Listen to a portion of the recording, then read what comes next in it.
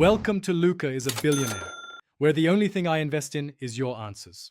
You start by confirming your phone truly lacks 5 GHz Wi-Fi, open settings, and verify available bands.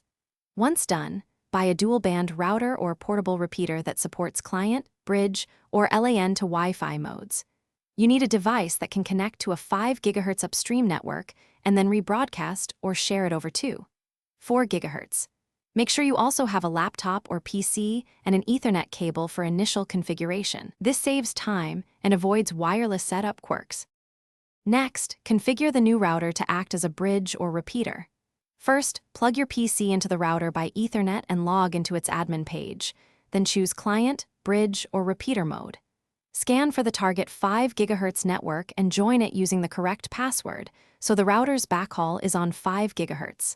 After that, create or enable a 4 GHz SSID that your phone can see. Choose WPA2/WPA3 security and a recognizable name. Finally, connect your 4G era phone to the 4 GHz SSID you created.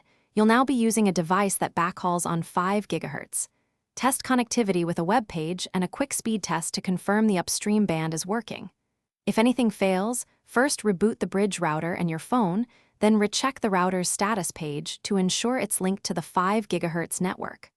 One key troubleshooting tip: if speeds are poor, update firmware and verify no channel conflicts between neighbors.